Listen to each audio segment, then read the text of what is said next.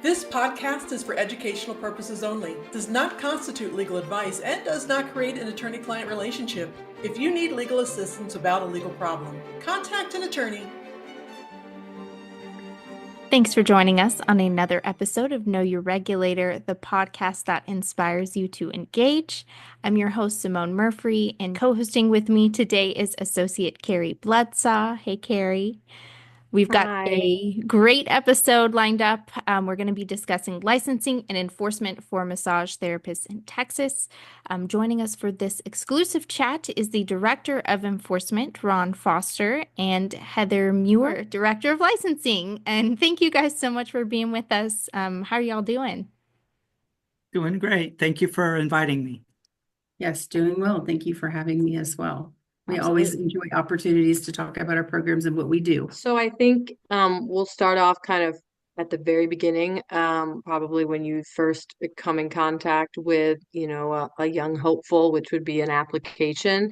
How many applications do you guys see over in your department in, a 6-month period or a 12-month period, however you collect that data? Okay, so the licensing department is responsible for 4 different license types. We issue student permits. We also license massage therapists, and we do massage therapy instructors who teach in the schools. And we also license massage establishments. I'm going to talk a little bit about each one of them.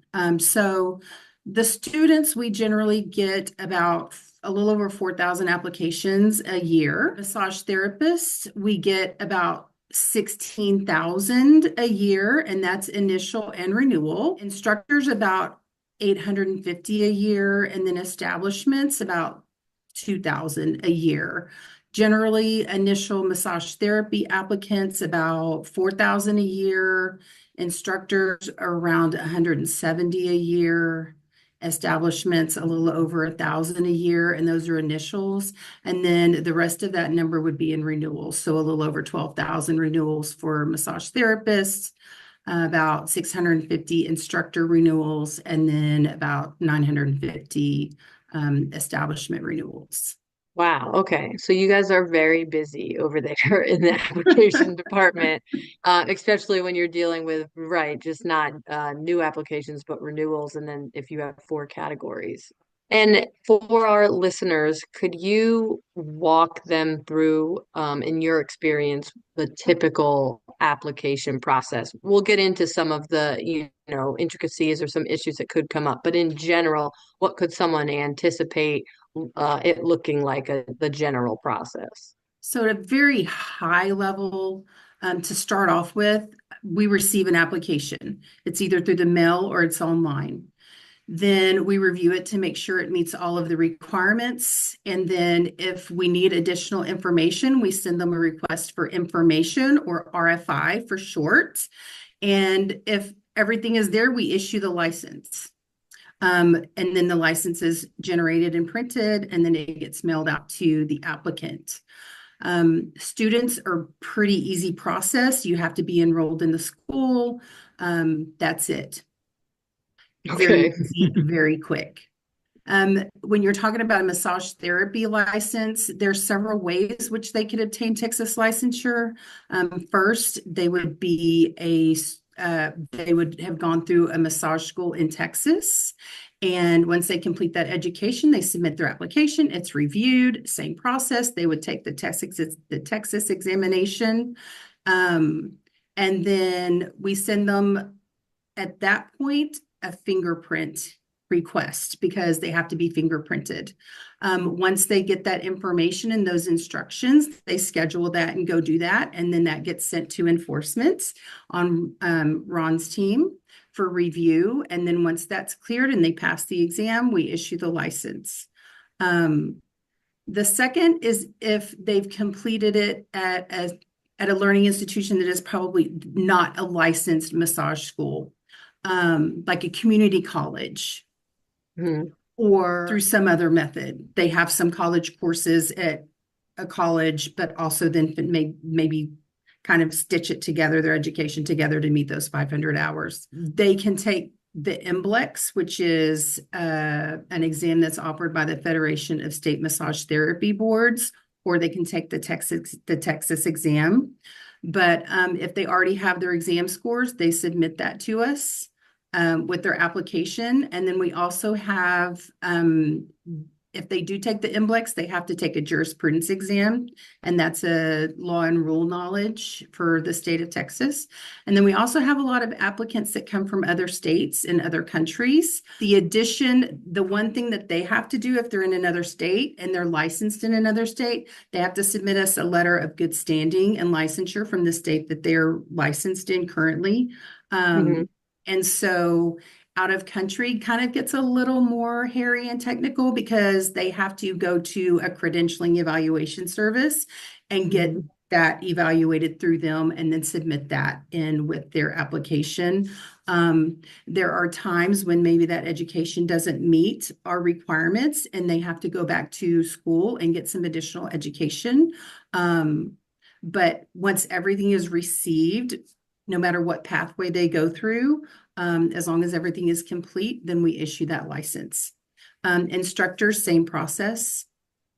And then establishments, massage establishments, their owners have to be fingerprinted. So that is an additional step that they have to go through as well.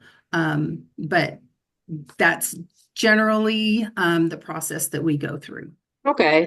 And so it sounds like, if somebody's going to ask, well, how long would this process take? Would it be fair to say that it really seems to be placed on the applicant to make sure that they're getting TDLR, everything that y'all are asking for, and however, efficient or organized they are in that process would probably be the number one factor in how slow or fast the application would be processed, right?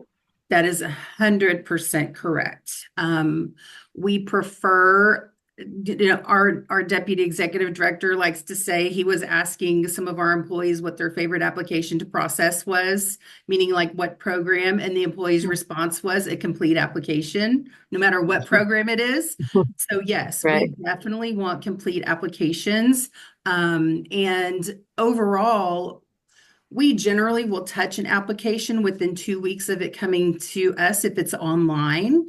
And Okay. we process it to the point of completion that we can process it to. That means we have reviewed everything and we either have approved it or send an RFI to the applicant. If it is mailed in, it takes a little bit longer to go through the mail process, and then it touches our finance department before it comes to us. So yeah. It depends on the method of submittal, and it also depends on the level of completeness for the application. Okay. So then looking at some common challenges, what are some general issues that you see applicants having to kind of deal with during this process? Yeah, that's a good question. So we've talked about it. We've touched on it. They're not sending all of the required documents. They are licensed in another state and they have to submit that document to us saying that they're free and clear, they're in good standing in that other state. That kind of is a sticking point sometimes. Applicants who indicate that they have a criminal history, and then they have to complete and submit a criminal history questionnaire that then goes through our enforcement division, Ron's division, for review. That takes a little bit of additional time in getting all of that correct information submitted. Education equivalency for out-of-state and out-of-country applicants is another kind of sticking point. It's just an additional process and takes additional time to get that credentialing done, that credentialing review done for out-of-country applicants. Out-of-state applicants, we have this really nifty tool on our website. You can go and you can, from a drop-down menu, you can select your state that you're licensed in, and it will give you information about what you have to meet based on your licensure in that other state. So it is pretty cool. Wow, okay. And fingerprinting. Fingerprinting is a process. Federal law stipulates that we cannot have access to their fingerprint records until we have an application. So we have to wait till they apply to supply them with that information, and then they have to go do the process. So it's going to be very rare that we're able to process something fully to completion because of that requirement. Okay. And so it sounds like, especially for like out of state applicants or applicants that maybe are uncertain if they meet y'all's requirements, sounds like the first thing that would be very helpful for them to do would be to go and look at that y'all's website and really kind of do their own research first before they go ahead and just submit an application without kind of fully understanding what they may need to do. Yes, that is correct. We would say read, read, read, and then read again. There Read is it a one more time. wealth of information on the webpage. Even though we encourage online application processing and renewal processing, we do offer a PDF of our application. And the first couple of pages on that application walk through everything that you need to submit. So that is another really good tool for them to use. Okay. Yeah, to definitely look at that, read through that. Don't skip those first pages to just Yes, start filling out the application, right? yes. Because that could probably help our listeners avoid some of these issues down the road. Which may be more of, you mentioned before, an enforcement question, but in general, are you seeing that applicants are disclosing things like criminal history? Or do you run into an issue where it's not disclosed and now it's kind of a worse case because the applicant wasn't honest? So, Carrie, believe it or not, most people are honest and they do submit the application in good faith. They're trying to provide our licensing team everything that they need, and they do try to provide the criminal history questionnaire in full. Sometimes there are issues with the questionnaire that we get, and we have to do our own RFI letter requesting them to provide more complete information. And, unfortunately, there are always going to be some folks that try to get around the system and think that if they don't disclose something, they're going to get away with something. They won't. We check criminal histories on everyone. So I would say that most of the I guess challenges that you see with the criminal histories are things that we find going through our normal criminal history process. But I don't think Right. it's intentional deception Okay. from most people. Well, that's good to hear. Yeah. In kind of in that same line of questioning, is there any prior, criminal history or anything that's an automatic disclosure, like our listeners should know, hey, if you have this in your history, don't even bother applying? That's a good question, Carrie. I want your listeners to know that the law is always changing. So what I'm about to say right now may be true right now, but it may not be in the future. And we've had changes recently in the law that eliminated some of the restrictions on who can get a license and who cannot. So, for example, right now, if you're trying to get a massage establishment license, if you're a sexually oriented business, you can't get a license. The law strictly does not allow that. But for the most part, what we're going to do is we're going to look at our criminal history guidelines and we're going to apply those guidelines that we have for every one of our programs. And we're going to see if the crime that the person committed falls within those guidelines. So is it something about going against a person, like a crime against a person, kidnapping or homicide or assault? Is it a crime involving some kind of sexual conduct or a crime against a child or a crime involving human trafficking? What we're going to do, Carrie, in those situations is we're going to go ahead and review that, open up a case most likely, and give that person an opportunity to request a hearing on their case. We generally do not automatically disqualify. When I hear the term automatic disqualify, in my mind I think of no due process, no Hmm, hearing. We don't do that. correct. We usually almost every kind of crime, unless the law specifically says you can't have a license, like the sexually oriented business, we're Hmm. going to give you an opportunity to have a contested hearing. Okay. Okay. So then I think the big takeaway from that is listeners should know it seems like TDLR has a good amount of discretion and eventually they could have their, day in court, so to speak, to really argue for why they think they should have a license. Exactly. And I'm be happy to talk about some of those statistics because the numbers that get denied really are quite small. And it sounds like that from what Heather was saying earlier. I don't think I heard Ron touch on this. We do have a process called a criminal history evaluation letter that if someone does have a criminal history, they can actually request a review before submitting their application or before going to school even. Our licensed Texas massage schools are required to tell potential applicants of the risks of having a criminal history and explain that process to them. So before they even go down that road, if they do feel like there's a potential or they have a question, I would strongly advise them to use that tool before going to school even. Okay. Yeah, that does. I don't think we touched on that, but that certainly is helpful. And again, I think kind of just goes to the totality of what you have been talking about, which is like kind of doing your own research and putting in your, due diligence first before going ahead and just throwing together an application. Really understanding what you need to do and what TDLR needs from you, getting everything together, and then starting the process seems like the best way to go. That I is would like to add one point about that criminal history evaluation letter that Heather mentioned is it's very affordable. I think it's a $10 fee right now, which is much less than many of the license application fees, and obviously much less than paying to go to school and then finding out later that you can't get a license. Yeah. Oh, okay. Yeah, that's definitely the way to go then if anybody has questions. Know that Ron, we have another episode that talks solely about enforcement, and so I think some of these more general questions can be answered there.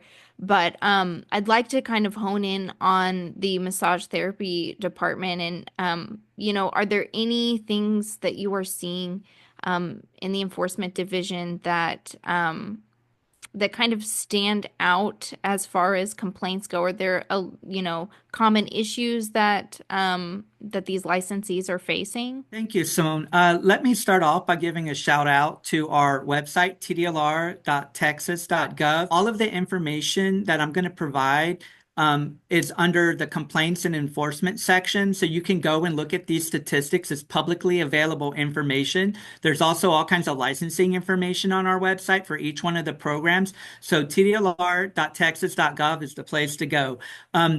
It's a really good question, Simone. We do have some common issues. So what happens is usually when a complaint gets filed, we open the case based upon the allegations that are alleged.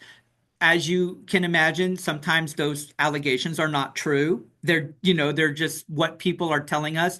And Right. so what we see is we have trends in the types of cases that are being filed with us. We see violations that are unlicensed activity, unlicensed establishments. Unfortunately, there's quite a bit of sexual misconduct type of activity that we see that's happening where the client, which is non-consensual. And then, of course, there is some misconduct that is consensual conduct that's going on as well, but it's also illegal to be doing in a massage therapy setting. So those are the most common type of violations we see. We do see some administrative type of violations with the paperwork, the consultation documents and such that get filed.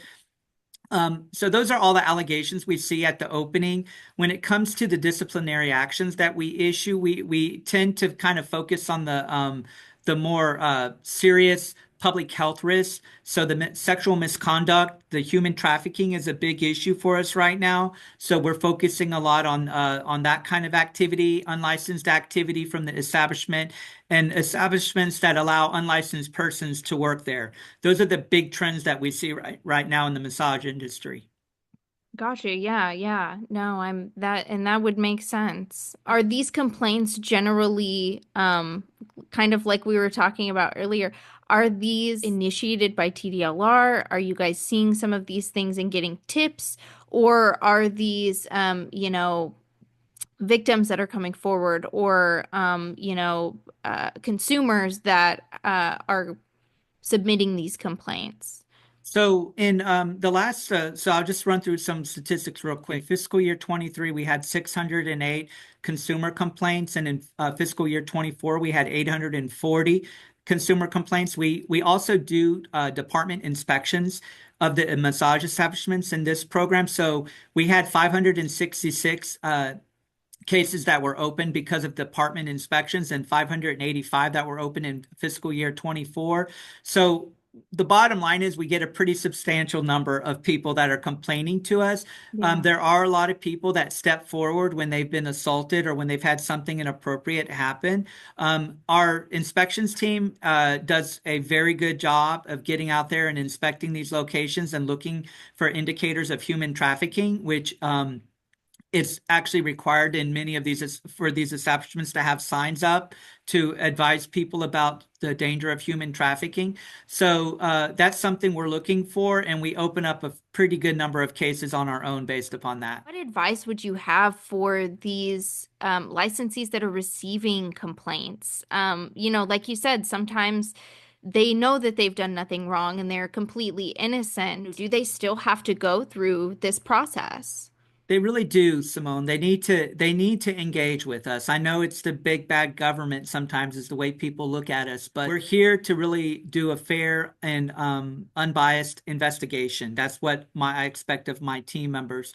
So when that complaint comes in the door, we don't know what the truth is, right? We need to interview. The investigators are interviewing the witnesses and interviewing the complainant, and the respondent, they need to be, who is the licensee usually, they need to respond to us. And so the worst thing that they can do is just to ignore that letter or that phone call that comes from us asking for them to, allow us to ask them some questions or provide us some documents. What do you generally see that is productive or is not productive in providing a response? Well, getting in contact with us or responding to the calls that we have, usually what happens is we're requesting some documents or something, your side of the story, or maybe some kind of business record. So when they produce that, that's helpful. But I want to do back up and say, when they do retain a lawyer, it's very important that they reach out and they let us know that they've done that. Because a lot of times respondents are dealing directly with our attorney or our investigator, and they're not letting us know whether or not they have representation.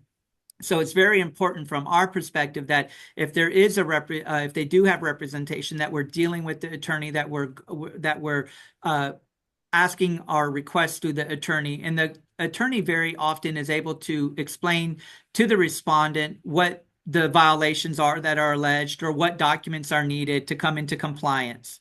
Yes, and I, as an attorney, would also like to tell listeners, if you've hired an attorney, please tell TDLR and don't keep talking to them. Well, as today's episode comes to a close, I really want to highlight the importance of not only being proactive when you're applying for your license, but also when you're experiencing some issues too. Thanks again, Ron and Heather, for being with us today. We really appreciate you guys taking some time.